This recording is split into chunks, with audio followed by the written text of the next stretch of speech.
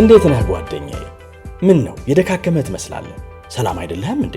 ምን እባክህ፣ ዛሬ ግብር ለመክፈል ገቢዎች ሄጄ ስንት ሰዓት ተሰልፌ ተራ ሳይደርሰኝ ለነገ ተብሎ ይሄው ተመልሼ መጣሁ። ይሄማ ቀላል ነው፣ መፍትሄው እኮ ተገኝቷል። ምን አይነት መፍትሄ?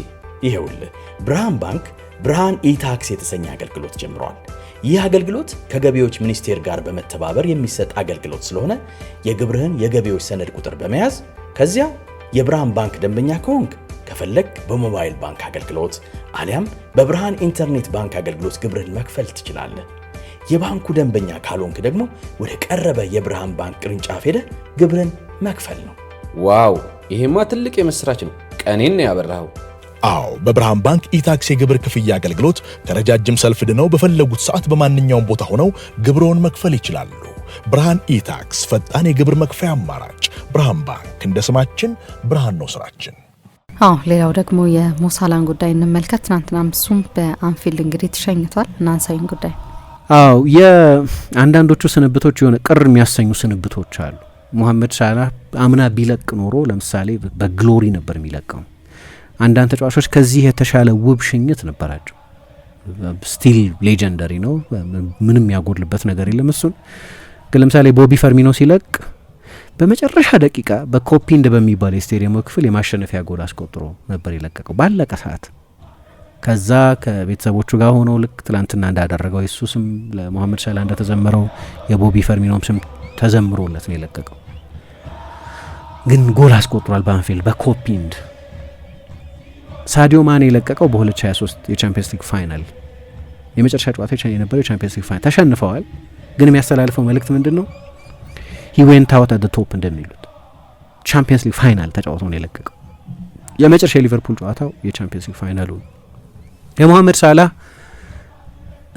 አለቃቀቁ አንታይ ክላይማቲክ ነው። የአንድ አመት ኮንትራት ይቀረዋል። አንታይ ክላይማቲክ ነው ምለው በቃ እንደ ሳላህ አይነቱ ተጫዋች ከአሰልጣኙ ጋር ተጫውቶ በወሳኝ ጨዋታ ተጠባባቂ ወንበር ላይ ተቀምጦ የሊቨርፑል ትልቁ የቻምፒየንስ ሊግ የሲዝኑ ትልቁ ጨዋታ የፔዤ ጨዋታቸው ነው። እዛ ጨዋታ ላይ ቤንች ሆኖ ተጫውቶ አምና በሊጉ ብቻ 29 ጎሎች ያስቆጠረ 18 የመጨረሻ ኳሶች ያቀበለ ተጫዋች ዘንድሮ 7 ጎልና 7 አሲስቶች ብቻ ኖረውት መልቀቁን ነው አንታይ ክላይማቲክ የሚያደርገው። ይሄ አለቃቀቁን የሚመለከት ነው፣ ስፍራውን የሚመለከት አይደለም። የለቀቀው ከሊቨርፑል የሞደርን ሌጀንዶች መካከል አንደኛው ግን ብቻ አይደለም። እኔ ያው እግር ኳስ በየዘመኑ በሚያሳየን ኤቮሉሽን ምክንያት የዛሬ 1970ዎቹ ላይ 1980ዎቹ ላይ ኬንሊ ዳልግሊሽን ወይ ኬቨን ኪገንን ወይ ኢያን ራሽን ወይ የሆነን ተጫዋች ስኬት አምጥተን ከሳላህ ጋር ማነጻጸር በትክክል ስፍት የሚል ንጽጽር እንዳይሆን ያደርገዋል። እግር ኳስ ያኔ ፍጹም ሌላ ነው። አንዳንድ ጊዜ የድሮቹን ጨዋታዎች ስታይ ሌላ ስፖርት የምታይ እስኪመስል ድረስ ማለት ነው። ግን ከዛ በተለያዩ ትውልዶች ውስጥ የነበሩ ተጫዋቾችን ማነጻጸር ካለው ችግር ጋርም ጭምር የሊቨርፑል ያለፉት 30 ዓመታት ብቻ ሳይሆን የምንጊዜም የሊቨርፑል ታላላቅ ተጫዋቾች ከሚባሉት መካከል አንዱ ብቻ ሳይሆን ምናልባት በአንዳንድ ሰዎች አንደኛው ሊሆን ይችላል። አንዳንድ ንጽጽሮች ለማቅረብ የሚጠቀሱ ስሞች አሉ። አሁን ወዲያው ከሊስቱ የሚወጡ ሰዎች አሉ። ለምሳሌ ኬቨን ኪገን 3 ጊዜ ሊግ ሻምፒዮን የነበረ ሊቨርፑልም ለመጀመሪያ ጊዜ 1977 ላይ የዩሮፒያን ካፕ አሁን ቻምፒየንስ ሊግ የሚባለውን ውድድር ሲያሸንፍ የዚያ ቡድን ልብና አእምሮ የነበረ የሚባል ከቢል ሻንክሌ 1960ዎቹ መጨረሻ ላይ ወደ ሊቨርፑል መጥተው ሊቨርፑልን ከሁለተኛ ዲቪዚዮን ክለብነት ወደ እንግሊዝ ኃያልነት ያሸጋገሩት ሰው እሳቸው መጀመሪያ ካስፈረሟቸው ተጫዋቾች መካከል አንደኛው ነው ኬቨን ኪገን። ግን ችግሩ የሊቨርፑል ደጋፊዎች ገንዘብ አሳስቶት ወደ ሃምቡርግ ሄደ ብለው አቂመውበታል። ልክ ትሬንት ላይ እንዳየነው የሚመስል አይነት ወይ ማይክል ኦዌን ሲለቅ እንደነበረው አይነት እዛ ሄዶ 2 ባሎንዶር አሸንፏል። 2 ባሎንዶር ያሸነፈ ነው ኪንግ ኬቭ የሚሉት ኬቨን ኪገን። ብዙ የምናስታውሰው በቅርብ ጊዜ በአሰልጣኝነቱ ነው። እና የለቀቀው ስኬት ጎድሎት አይደለም ወይ የሊቨርፑል ደጋፊዎች አድናቆት አንሶበት አይደለም። ያኔ እንዳሁኑ አልነበረም የእንግሊዝ እግር ኳስ ሀብት። ጣሊያንም ሀብታም ነው፣ ጀርመንም ሀብታም ነው፣ ወደ ሌላ ሊግ ሄዶ በተሻለ ገንዘብ ማግኘት የሚቻልበት ዘመን ነበር ያ ዘመን። እንዴት ሊቨርፑልን ለገንዘብ ሲለቀቀ አሁን በሊቨርፑል ታሪክ ውስጥ ማንም ሰው ከምንጊዜም ታላላቅ ተጫዋቾች አንዱ ብትይ የሜዳው ስኬት እኮ ያደርገዋል።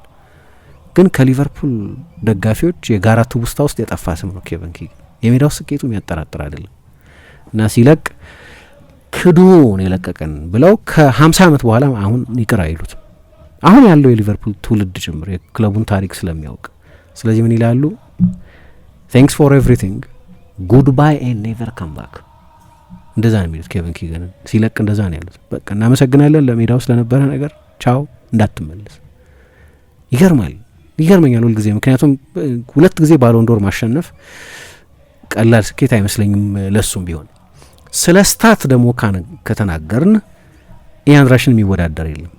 የሊቨርፑል የምንጊዜም ከፍተኛ ጎል አስቆጣሪ እሱ ነው። በ360 ጨዋታ 346 ጎሎች ያስቆጠረ፣ 5 ጊዜ እንግሊዝ ሻምፒዮን የሆነ፣ 2 ጊዜ ዩሮፒያን ካፕ ያሸነፈ፣ 3 ጊዜ ኤፍ ኤ ካፕ ያነሳ፣ 5 የሊግ ካፕ ባለድል የሆነ በአንፊልድ እንደ መመለኪያ ያለ አድናቆት የሚሰጠው ነው ኢያን ራሽ። ልጅ እያለው ስለ ሊቨርፑል ሲወራ መሳማው ስለ ኢያን ራሽ ነበር። ከኛ በፊት የነበረው ትውልድ ብዙ ደጋፊዎች የነበሩት የሊቨርፑል ደጋፊዎች ናቸው። በኋላ የአርሰናል ማንቸስተር ዩናይትድ ዘመን እስኪመጣ ድረስ ሊቨርፑል ነበር 80ዎቹ 90ዎቹ 70ዎቹ ላይ ገናና የነበረው እና መጀመሪያ ትልቁ የሊቨርፑል ሌጀንድ ነው ብዬ ሰማው የነበረው ስም ኢያን ራሽ። እንደሱ አይነት አይመሬ ጎል አስቆጣሪ ያለው የራሽ አይነት ጎል ይባል ነበር። ግን ራሽን በተመለከተ ያለው ጥያቄ ልክ በባየር ሙኒክ ገርድ ሙለርን ያለውን ጥያቄ የሚመስል አይነት ነው። ለምሳሌ የባየር ሙኒክ ትልቁ ተጫዋች የሚባለው ፍራንስ ቤከንባወር ነው። ፍራንስ ቤከንባወር ብዙ ነገሮች ሜዳ ውስጥ ማድረግ ስለሚችል እና ገርድ ሙለር ደርቦንበር ዋን ዳይሜንሽናል ስለሆነ በቃ ንጹህ ጎል አስቆጣሪ ብቻ ስለሆነ አንዳንድ ሰዎች በዛ ምክንያት ቁጥሩ በጣም አስደናቂ ቢሆንም ግን ዋን ዳይሜንሽናል ነው። የሊቨርፑል የምንጊዜም ታላቁ ተጫዋች ነው ከሚባሉት መካከል ነው፣ ግን ዋን ዳይሜንሽናል ተጫዋች ነው። ሞሐመድ ሳላህ እንደዛ አይደለም። ዋን ዳይሜንሽናል አይደለም። ግን ሌላ ሰው ልጥቀስ፣ ስቲቨን ጄራርድ እውነተኛ ስካውሰር ነው። እነሱ እንደሚሉት ካፕቴን ፋንታስቲክ ነው።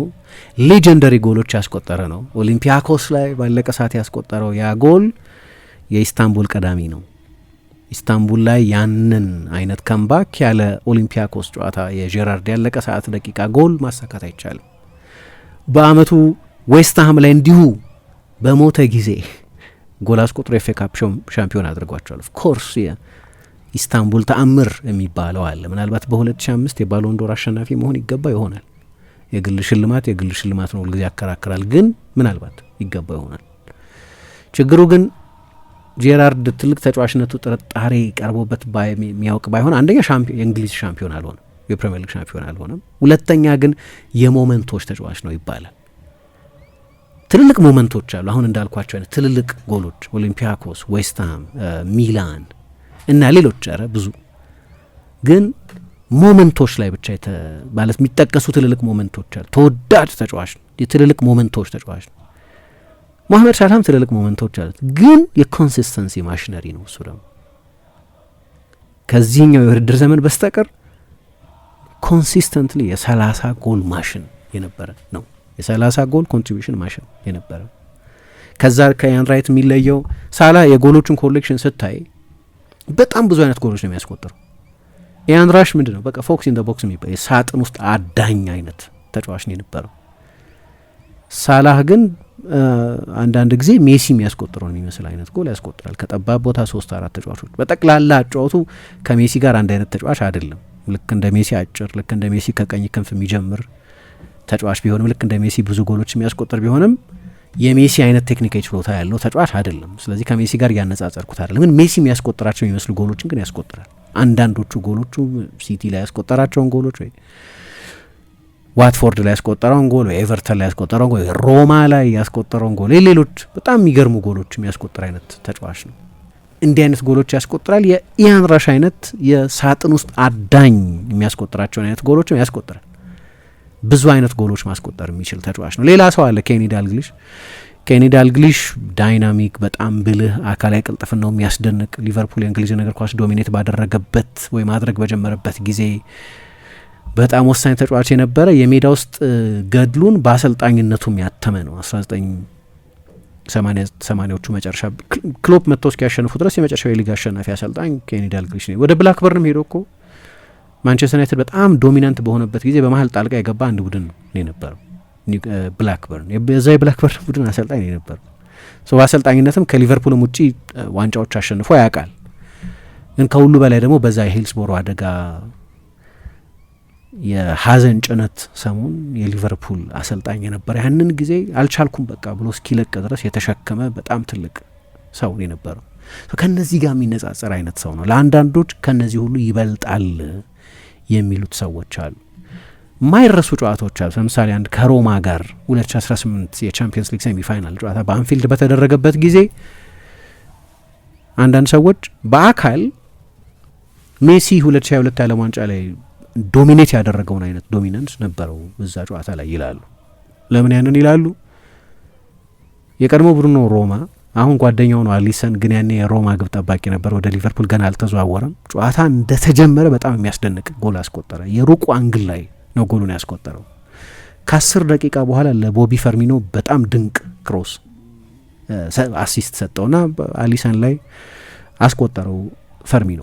በሁለተኛው አጋማሽ ደግሞ ሳዲዮ ማኔና እንደገና ቦቢ ፈርሚኖ የመጨረሻ ኳስ ከሞሐመድ ሳላ መጣላቸው እና ሊቨርፑል 2018 ቻምፒየንስ ሊግ ፋይናል ሲደርስ በዛ በአንፊልድ በተደረገው የቻምፒየንስ ሊግ የመጀመሪያ ግማሽ ፍጻሜ ጨዋታ ሁሉን ማድረግ የሚችል ተጫዋች መስሎ ነበር ያየ ነው። በተለይ በነዛ ዓመታት በጣም የሚያስደንቅ ነው። የግል ኢንዲቪጁዋል ሲዝኑ አምና ነው በቁጥሮች እና በእሱ ወደ ፕሪሚየር ሊግ ከመጣበት ጊዜ ጀምሮ የእሱን ያህል ጎል ያስቆጠረ የእሱን ያህል አሲስት የሰጠ ተጫዋች የለም።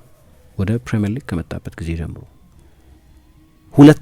በፕሪሚየር ሊግ ታሪክ 3 ጊዜ የፔፌ የበለጠ ግምት የሚሰጡት የፔፌ ሽልማት የሚለው ፕሮፌሽናል ፉትቦለርስ አሶሲዬሽን የሚባለውን ሽልማት ነው።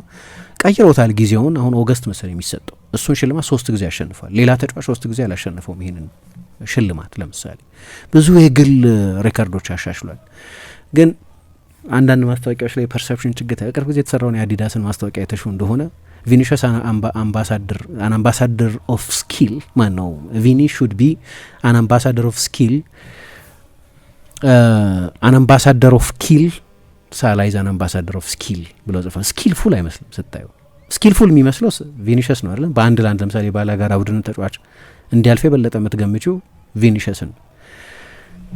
በመጨረስ ግን የሚገርም ነው። ያው አጨራረሱን ካየሹ ይሄ ከክሊኒካሊቲ አንጻር ይሄ አይመሬ ጨራሽነት በሚለው ምሳሌ ሰን ብዙ ጊዜ ከኤክስጂ በላይ ብዙ ጎል ያስቆጥራል እንላለን። ሃሪኬን እንደዛ እንላለን። ሊዮኔል ሜሲን እንደዛ እንላለን። በወጥነት የኤክስጂ ኦቨር ፐርፎርማንስ ያላቸው ተጫዋቾች ናቸው። ሳላህን ለየት የሚያደርገው ልክ እንደነዚህ አይነት ጨራሽ አይደለም። እንዲሁ ሳየው አንዳንድ ጊዜ በጣም ኃይለኛ የቴክኒካል ጉድለት ያለበት ተጫዋች የሚመስልበት ጊዜ አለ። በጣም ኢንቴሊጀንት የሆነው ነገር ግን አእምሮ ነው። በጣም ኃይለኛ ሙቭመንት ነው ያለው። እዛ ጎል ማስቆጠር የሚችልበት ቦታ ላይ ይገኛል። ጂኒየስ ነው በዚህ እና ባለፈው የውድድር ዘመን 24-25 የውድድር ዘመን ላይ በግል ካየሹ ምርጡን የውድድር ዘመን ያሳለፈው በዛ የውድድር ዘመን ነው። ይሄኛው አስተላለቁ ብዙ ያማረ አስተላለቅ አይደለም። እኔ የሚመስለኝ የዲዮጎ ጆታ ህልፈት በጣም በኃይለኛው ኢምፓክት አድርጎታል። ያስታውቅ ነበር እዛ የመጀመሪያ የቦርንመዝ ጨዋታ ላይ። ከዛ በኋላ ብዙ ጊዜ ስሜታዊ ሲሆን አይተነዋል። ግን ደግሞ ሊቨርፑል ብዙ ለውጦች አድርጓል። ከኋላው የሚጫወተው ትሬንት ለቋል። ከፊቱ የሚጫወቱት ሁለቱ ጆታ በአሳዛኝ ሁኔታ እና ኑኔዝ ለቆ፣ በግራው በኩል የሚጫወተው ሉዊስ ዲያዝም ለቋል። የሊቨርፑል አማካይ ክፍል እንዳለ ነው ሪማጅን እንዳለ በሱ ዙሪያ ያሉ ተጫዋቾች በሙሉ የለቀቁት። በሲኒየሪቲም በኩል አሁን ትሬንትም ሉዊስ ዲያዝም ኑኔዝም ሃርቪ ኤሊየትም እንደ ትልቅ ሮል ሞዴሉ የሚያዩ ተጫዋች እነዚህ ሁሉ ለቀዋል አይደል? እና መልበሻ ክፍል ውስጥ ድንገት ሲኒየሩ ተጫዋች አውትሳይደር መሰለ ይባላል። እና እንዲያውም እኮ እንዴት ቀር እንዳለው የምታውቂው አስቡት እስቲ ኑኔዝ እና ዲያዝ ወጥተው ፍሎሪያን ቪትስ እና ይሳቅ መጡ እና ከዚህ በላይ አፕግሬድ አይታችሁ ታውቃላችሁ ብለው ሲጽፉ ሰዎች ሶሻል ሚዲያ ላይ ገብቶ እኮ ነው። እሺ አዲሶቹ መጪዎቻችንን ሴሌብሬት እያደረግን የለቀቁትን ሰዎች ደግሞ ክብር ባናሳነሰ ያለ ቅር እንዳለው ያስታውቅ ነበር በለውጦቹ ምክንያት። ግን ቦታውን ግን የሚቀማ ያለው አይመስለኝም። ከሊቨርፑል የምንጊዜም ትልቅ ተጫዋቾች አንዱ ነው። እንዴት ነህ ጓደኛዬ? ምን ነው የደካከመ ትመስላለህ። ሰላም አይደለህም እንዴ? ምን እባክህ፣ ዛሬ ግብር ለመክፈል ገቢዎች ሄጄ ስንት ሰዓት ተሰልፌ ተራ ሳይደርሰኝ ለነገ ተብሎ ይኸው ተመልሼ መጣሁ። ይሄማ ቀላል ነው። መፍትሄው እኮ ተገኝቷል። ምን አይነት መፍትሄ? ይኸውልህ ብርሃን ባንክ ብርሃን ኢታክስ የተሰኘ አገልግሎት ጀምሯል። ይህ አገልግሎት ከገቢዎች ሚኒስቴር ጋር በመተባበር የሚሰጥ አገልግሎት ስለሆነ የግብርህን የገቢዎች ሰነድ ቁጥር በመያዝ ከዚያ የብርሃን ባንክ ደንበኛ ከሆንክ ከፈለግ በሞባይል ባንክ አገልግሎት አሊያም በብርሃን ኢንተርኔት ባንክ አገልግሎት ግብርህን መክፈል ትችላለህ። የባንኩ ደንበኛ ካልሆንክ ደግሞ ወደ ቀረበ የብርሃን ባንክ ቅርንጫፍ ሄደህ ግብርህን መክፈል ነው። ዋው! ይሄማ ትልቅ የምስራች ነው። ቀኔን ነው ያበራኸው። አዎ በብርሃን ባንክ ኢታክስ የግብር ክፍያ አገልግሎት ከረጃጅም ሰልፍ ድነው በፈለጉት ሰዓት በማንኛውም ቦታ ሆነው ግብርዎን መክፈል ይችላሉ። ብርሃን ኢታክስ ፈጣን የግብር መክፈያ አማራጭ። ብርሃን ባንክ እንደ ስማችን ብርሃን ነው ስራችን።